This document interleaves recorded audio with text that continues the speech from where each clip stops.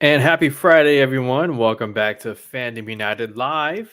Back again on Friday, March 11th. And this is news recap. Yes, finally, I brought this one back. Basically, where I go through some of the movie news that I find interesting. And man, there was a lot of stuff that dropped this week. A lot of stuff, both on the DC side, Marvel side, movies that are non-comic book related side, just a whole lot of stuff. And I'm here to talk about it. There's no way I could do separate videos for every single news piece that dropped. There was just so much. So why not do a stream on a Friday and just talk about it and speculate on what it means. My name's Gio from Fandom United. Thank you so much for joining me. Cheers. I am drinking Kona Brewing Company Big Wave. And he's not the best beers, but it'll do.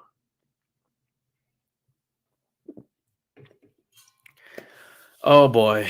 Where to begin?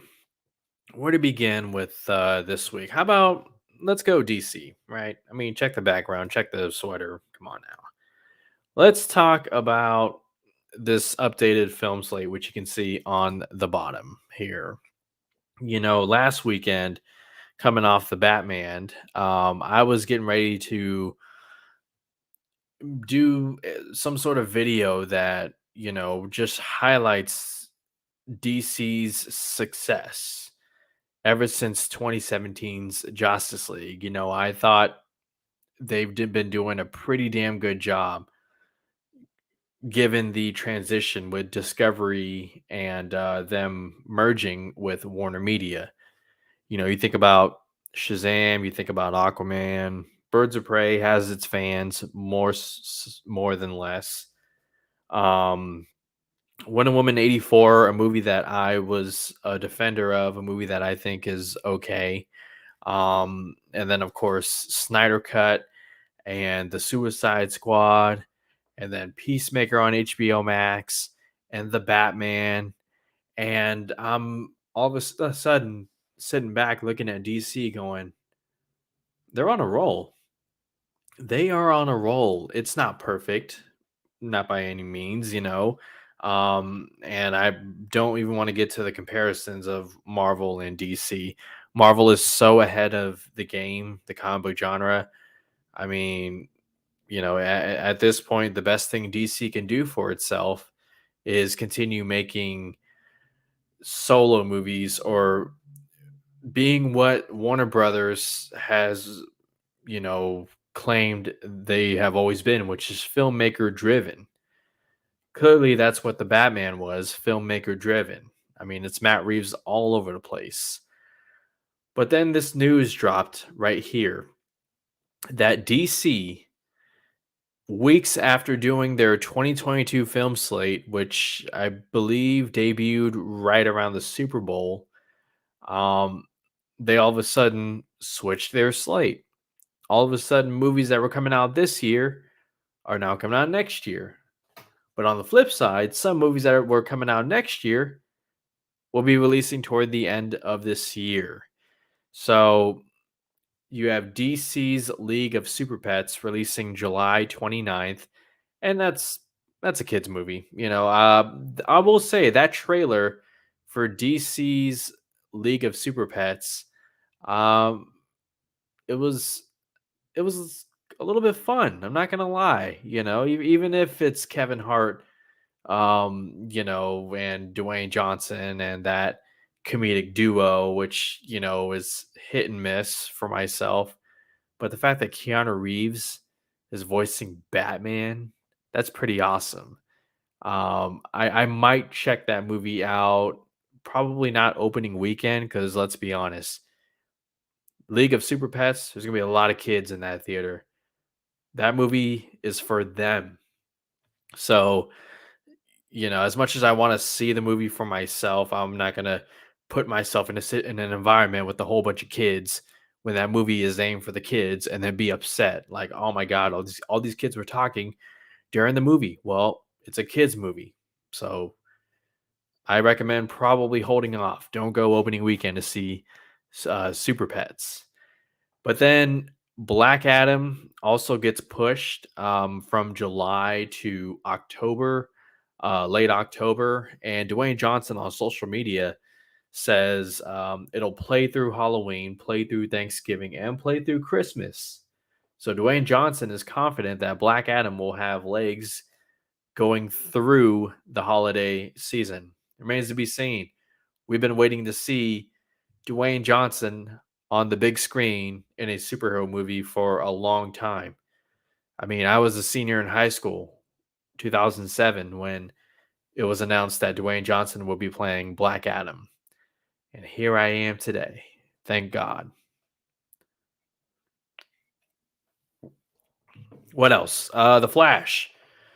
That movie is now in 2023, no longer releasing in November. But as you can see, Shazam Fury of the Gods follows Black Adam.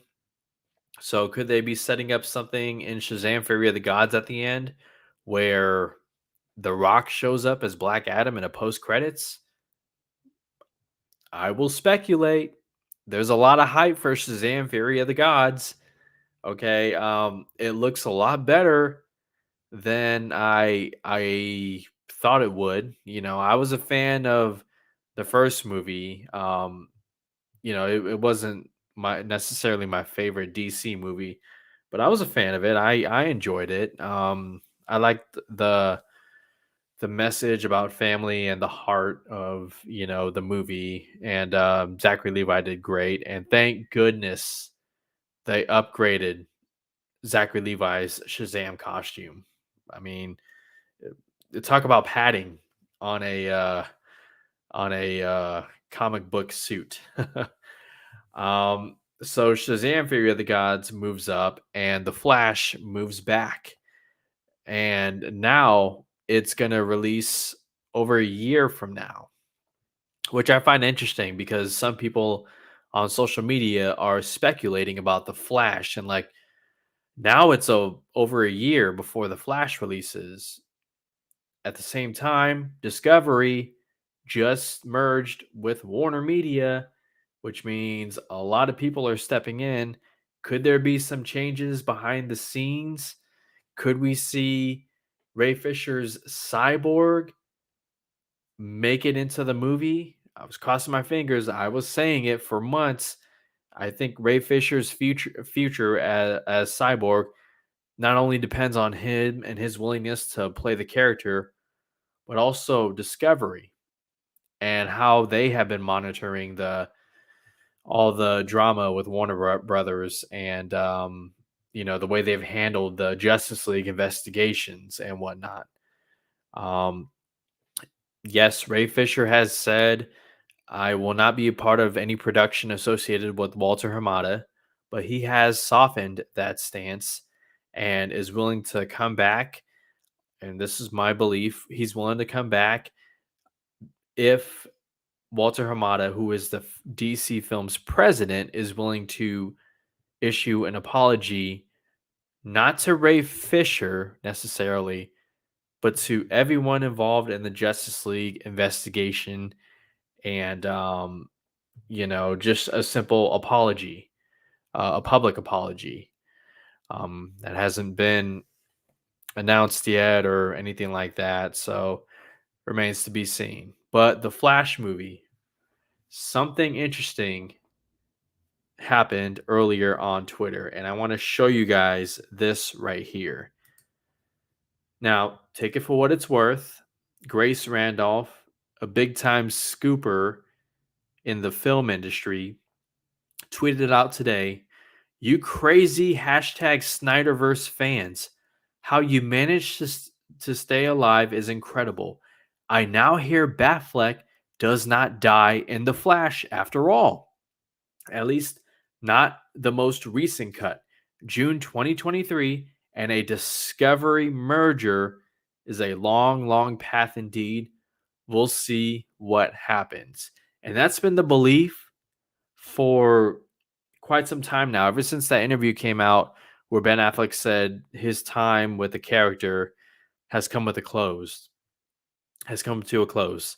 Many of us, myself included, took it as confirmation that Batfleck is going to die in The Flash. And shortly after that came to the public's eye, the public's knowledge, to the right of your screen is Ezra Miller. And he posted on his story the article about Ben Affleck's Batman going away and I believe getting killed off. And he wrote, ha, ha, ha. It was very cryptic at the time. But now today, you look at Grace Randolph's tweet about Batfleck not dying in The Flash, and then you look back on Ezra Miller's cryptic story post regarding the Batman, and I'm sorry, not the movie The Batman, but Batman and The Flash. There is hope. There is hope that we may get to see more Batfleck in the DCEU. And I'm going to bring up something else that I found interesting right here. You'll have to excuse me. I just thought of this right now, and it is so damn juicy that I can't help but literally show this to you right now because I find it interesting right here. Let me share my screen real quick and show you guys something right now. All right, here it is. Let's supersize it right there. That is Joe Manganiello, who made an appearance as Deathstroke. That's his updated profile picture. This was earlier this week, a couple days ago. Why would Joe Manganiello post that? At the same time, Grace Randolph tweets out, and then you think back to this, Ezra Miller and his cryptic post. Is something happening behind the scenes, guys? I mean, maybe I'm reading too much into it. Maybe I'm just, more. I put my blinders on and I only see what I want to see. But man, I can't help. I can't help but get excited. Here's another one right here. Joe Manganiello's story, and that is Deathstroke's look from Zack Snyder's Justice League. Oh man. I'm just I'm trying not to get ahead of myself, but what we do as fans, we read the terrain and we look for any kind of hope into what we want to see in the comic book genre. And I'm looking into all of this and I'm just trying not to get too ahead of myself. I'm trying my absolute best, guys. But it's tough, man. It's tough. Let me know your thoughts. What would you guys want to see more of Ben Affleck's Batman? I mean, Warner Brothers seems pretty invested all in into this Matt Reeves universe. Can three Batmans coexist? Because Michael Keaton's Batman will not only be in The Flash, but will be in Batgirl. He will be in Batgirl. And so can three Batmans coexist? Keep in mind, over on the MCU side, people are calling for Andrew Garfield, hashtag make the Amazing Spider-Man 3. Tobey Maguire hasn't closed the door with his Spider-Man. Okay, there's a very famous quote pulled from a recent interview with Tobey Maguire where he says, I don't think this necessarily closes the chapter for my character, but it's a nice way to step back in to that role with No Way Home. And then, of course, Tom Holland's Spider-Man. if 3 Spider-Man can exist in the MCU, why can't we have multiple Batman in the DC universe? And I don't want to hear any of that. Oh, general audiences are going to be confused or this and that. General audiences, they aren't as deep into this kind of stuff as we are. And that's just the truth. Now, they absolutely enjoy the movies. They enjoy the movies. They enjoy the stories. They love their superheroes and whatnot. But for people like you and I, it's a little bit different. Let's see, John Booz. Hello, welcome back. Thank you so much for being here. Let's hope Snyder Cut showed how dope Cyborg's story was. Absolutely, it brought back so much credibility, not just to Cyborg, but to Ray Fisher, and justified how he was feeling about his character in the 2017 theatrical cut. Absolutely. I'm crossing my fingers. Don't let that casting go to waste. Yeah, Ray Fisher in some people's eyes might be a bit of a problem child, but if being a problem child means standing up for behind the scenes abuse and what goes on in the workplace, I mean, come on now. Like that's in my mind, that's what a superhero is. Somebody who stands up for others and literally puts their career on the line. But that's just me. Everyone has their own opinions. Cool. Absolutely. I enjoy the conversations. But you know what? I'm on the side of let's hope, cross our fingers that he'll be back in the DCEU in some capacity. Um okay, so talked about DC. Let's talk about Marvel a little bit. Did you guys see this? Hold on, let me take down this banner right here. Ryan Reynolds. The third film in my Sean Levy trilogy will be a tad more stabby. And as you can see, there's Ryan Reynolds in a forest, 3 versions of him. There's Free Guy, there's the upcoming Adam Project on Netflix, and then there's Deadpool. This is confirmation. Sean Levy, the director of Free Guy, the Adam Project, is officially directing Deadpool 3 for Marvel. It's done. And that's actually a pretty damn good choice for a director. I enjoy Sean Levy and his work. I believe he directed the Night at the Museum movies with Ben Stiller. I enjoyed Real Steel with Hugh Jackman, who, by the way, makes a cameo in Free Guy, from what I'm told. I haven't seen the movie yet, but of course, if you wait too long, then the internet will spoil it for you. I'm not complaining; that's totally on me. But speaking of Hugh Jackman, here is director Sean Levy on whether or not we could see Hugh Jackman as Wolverine in Deadpool 3. It's a hot topic. Ryan Reynolds and Hugh Jackman reuniting as their comic book characters. Here's Sean Levy. I got you snuck Hugh into Free Guy. We all want to see Hugh and Ryan do everything together. Is it going to be Starman? Are you going to put Wolverine and Deadpool together in Deadpool 3? Like, when are you going to work with all three of you guys? I'm not going to say where and how, but I absolutely will confirm my intention and determination to be the lucky son of a who puts those two magnificent gods in the same movie together. That will happen, and it will be me. Woo! Yeah, Sean Levy is confident that he's going to get Hugh Jackman to be in Deadpool 3.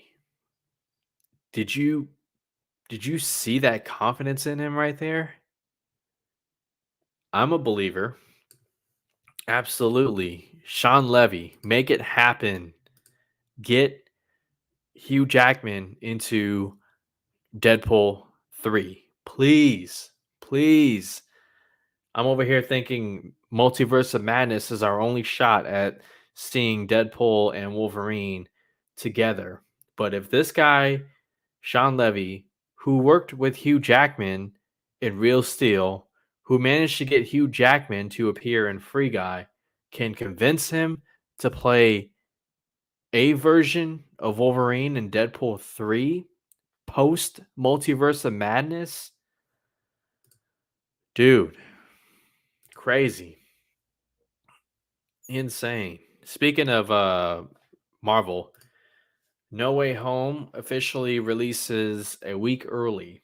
And this is due to the online leaks. Spider-Man No Way Home has leaked online, the full version. And as a response, Marvel's going to release No Way Home this coming Tuesday. And I'm so happy about that. I can't wait to own this 4K copy to play it on my new TV. It's going to be so beautiful to watch. Crazy stuff. A couple more topics here before I wrap up. The Gentleman, Guy Ritchie's TV series based on his film from Miramax TV, eyes Netflix greenlight. That's right. The Gentleman may very well still get a sequel, but it's also getting a series on Netflix. I love The Gentleman. It's one of Guy Ritchie's best movies. You know, when I heard that news, all I could think about was this. The bush, all bloods, no dust. Boxes and boxes and boxes with the toddlers of your tongue. Boxes of bush, all bloods, no dust. If you haven't seen The Gentleman, watch it. That movie was such a surprise. I went to go visit my brother in Arizona, and we decided to stay in, watch a movie, and we just threw on The Gentleman. And we were having so much fun watching that movie. Matthew McConaughey was great. Colin Farrell as the coach, like such a brilliant character. And just this whole, ensemble. Henry Golding in the movie as well. And oh my God, what's his name? Charlie Hunnam, who's going to be in Zack Snyder's upcoming Netflix movie, is also great. And then, of course, what's his name? Oh my God, what's his name? Hugh Grant as well. That movie, I can't recommend it enough. I think it was my number one movie. I love that movie so much coming out that year. The Gentleman. Check it out. But yeah, there will be a series on Netflix, and hopefully some of the cast members come back. I would have to imagine they would. None of these actors are too big for streaming. I mean, Matthew McConaughey, True Detective, Colin Farrell doing the Penguin on for HBO Max, his character, Charlie Hunnam. None of these guys are too big for streaming, or we're beyond that argument now. So let's cross our fingers and hope. And yeah, I think it'll be great. And I'm still looking forward to that sequel as well. What's up, Derpy Gaming? You're not late. Okay, you're on time. I appreciate you being here. Thank you so much for that. And yeah, I agree. The Gentleman is a great movie. Okay, last topic here. This one, none of us saw coming. None of us even thought something like this would be announced. But Will Smith is returning for I Am Legend 2. And joining him is Michael B. Jordan. Are you kidding me? Never mind I Am Legend. You're getting Will Smith, who I think wins the Oscar this year for King Richard, Best Lead Actor, calling it now. Actually, I've been saying it for weeks.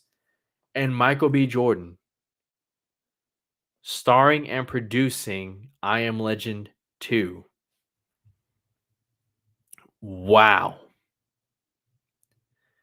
And I know what some of you are thinking. Wait a minute, didn't he die didn't Will Smith die at the end of I Am Legend 2? Here's the alternate ending that I'm going to play while I talk about this right here. In case you haven't seen it, spoilers video is right there. This is the alternate ending right here. But I'm so fascinated with where this story goes, assuming that this ending is canon, right? I mean, it has to be. How else would you explain Will Smith returning for the sequel? It's not a prequel. At least there's no reports about that. So it has to be where the story continues. And if you remember, in the original, Will Smith goes towards the glass and has a grenade and sacrifices himself.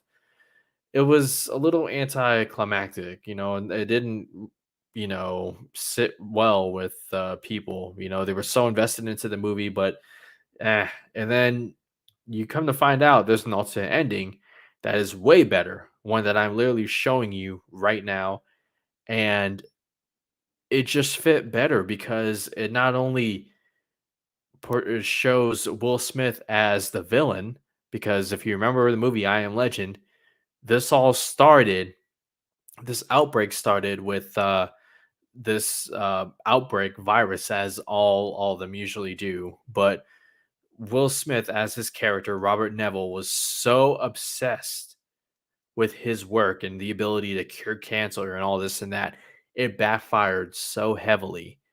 And in this alternate ending right here that you're seeing, he is admitting his mistakes. He is doing right. And I just think it's a way better ending. And it not only paints Will Smith as a bad guy, but look at how the creatures, I forget what they call them, night something, night reachers or something. Look how they're able to show some emotion and how they, they're humanized a little bit. And here's Will Smith right here realizing, oh, I'm a piece of crap. I did all this, yet these creatures who I look at as monsters and just science experiments are still very much human deep down inside. They're just, tormented and I mean, look what they've become. It's all because of Will Smith, and Will Smith tries to apologize, tries to make it right, and they're saying no, shut up. And look at that. They show a little bit of mercy right there. This ending is way better than the original one that we got. And so, hey, I have no problem with them saying this will be the one that's canon. I mean, come on now. It's okay, studios, if you want to, take it back a little bit and say, no, this is the version that we prefer, take it or leave it.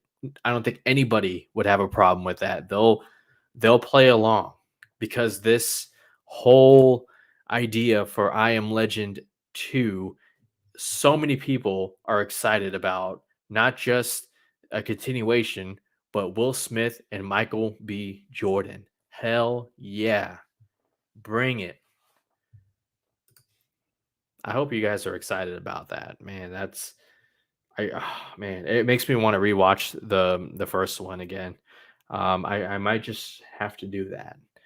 But that's going to do it, guys. Thank you so much for joining me on News Recap for March 11th, 2022. I appreciate all you guys and all you guys' support and hanging out, even for a little bit, a couple of minutes or the whole way. John Booze, Derpy Gaming, Johnny Quest. I love all you guys. You guys are awesome. And have a great weekend. Okay, be safe out there. And until next week, you guys take care.